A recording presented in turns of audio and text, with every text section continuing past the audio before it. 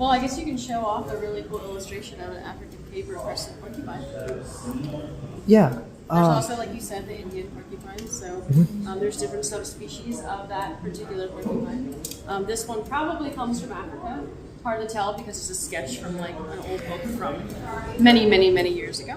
Right. But African porcupines, or the crested or cape that I used to work with, they're incredibly cool. They're the second largest rodent in the world, and they're about 45 pounds. They eat mostly root vegetables, so they'll eat lots of vegetation. They can eat meat though, like if they come across a dead carcass or something like that, they can also eat carrion. But they're mostly an animal that's going to be eating vegetation. They also just need to eat all the time. They are a rodent, so if they stop eating, their gut can back up. It's kind of like with guinea pigs or rabbits, so they constantly have to be eating. Yeah. And they're always going to be out foraging for food. Their defense mechanisms are quite obvious. They have all those quills on their body. Right. They're large quills that are part of the back of their body. Those are the umbrella quills, Right. or skirt quills, and those ones are actually just for display to make themselves look bigger, so that if a predator like a lion is interested in eating them, hopefully it's enough to dissuade them from attacking them.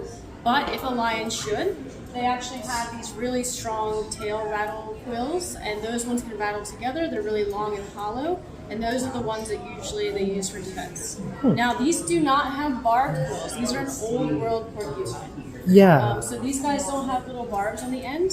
Yeah, the North American porcupine does. I forget if South America has a porcupine species, but definitely the North American porcupine has barbed quills. Yes, North American and South American. So prehensile tail porcupines have the barbs, and the North American ones. So that's why you see those videos with dogs that have quills all in their face. Yeah. Those are the barbed quills from the North American or the South American porcupines. Yeah, and that makes it a lot more difficult to remove since it's barbed. Yep, and there also arboreal porcupines. So North American and South American climb trees. This species does not. Yeah.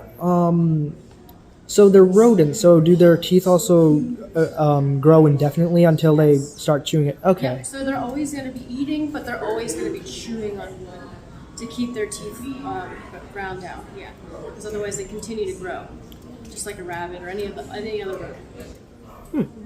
Okay. Thank you. See you guys.